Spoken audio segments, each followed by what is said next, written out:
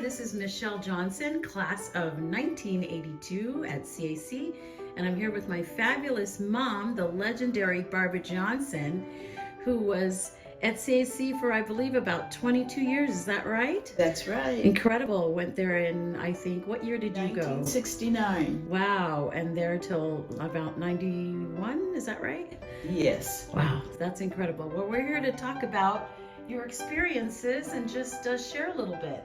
So my first question to you is, what are some of your favorite memories from your time at CAC? And are there any moments that still bring a smile to your face?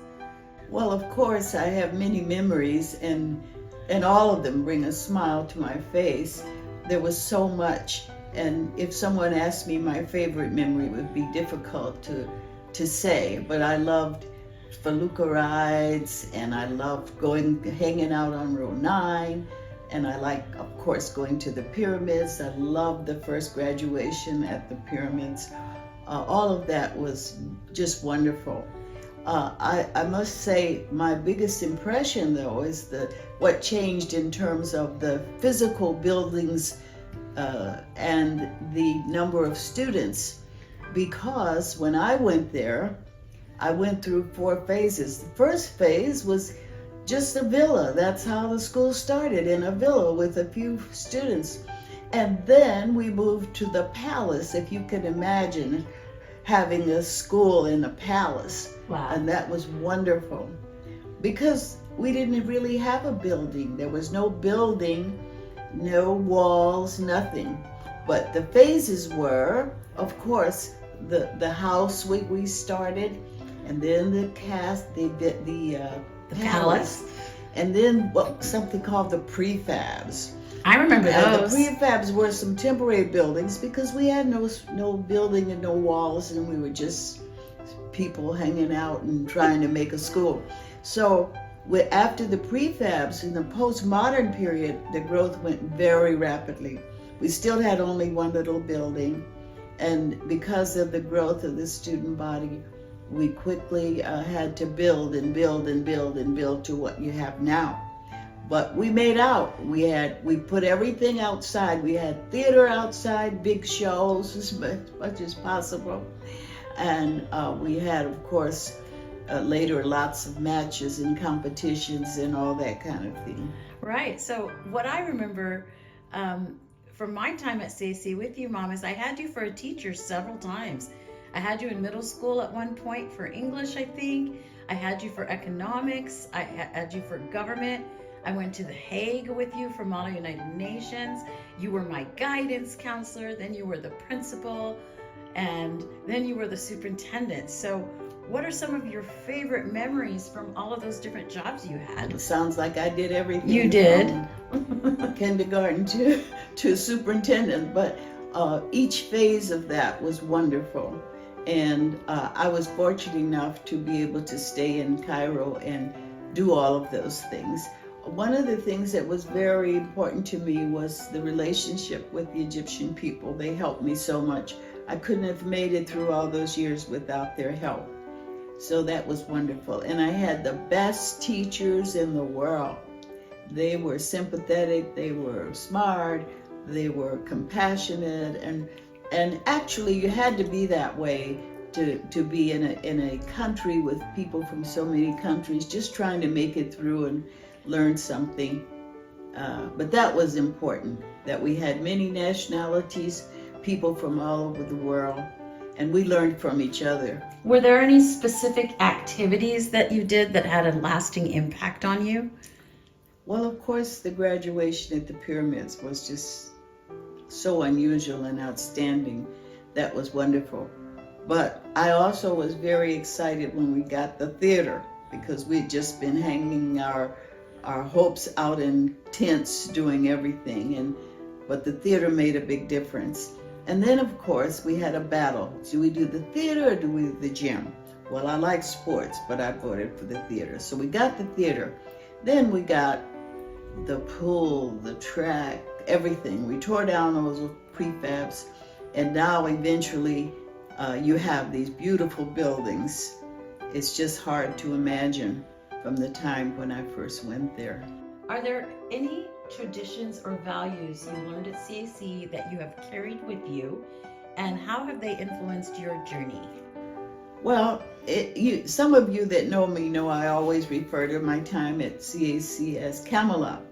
And that's not only because we had a phase of the school being in a palace, but because people were very kind to each other. Everybody looked out for each other. The students were just wonderful, and I enjoyed a lot my time with the Model UN students. We went to The Hague 7 years. It just was the cross-section of people, teachers, and interaction in the community that was so special. Right. And, you know, one of the things I've always found remarkable is that every reunion I go to, or any group of students I meet, regardless of what decade they were there, they seem to know who you were. And so many of them say that you really impacted their life and that you were a mentor and a leader and a cheerleader for them. So now that so many of them are going to be watching this as alums across the decades, what are your advice? What is your advice, and what words of encouragement do you have for both current, past, and future Eagles? Oh, I just think once we got the Eagle's Nest and we got all these wonderful equipment, this wonderful equipment and all the things, it was nice. What's your advice, though? The most though? important was the students. And my advice was to keep on doing what they were doing, interacting with people, being respectful, compassionate, considerate, just helping each other and integrating all of the things that we were doing across different nationalities. And that was so important. And moving forward in the future, what's your advice to current and future Eagles?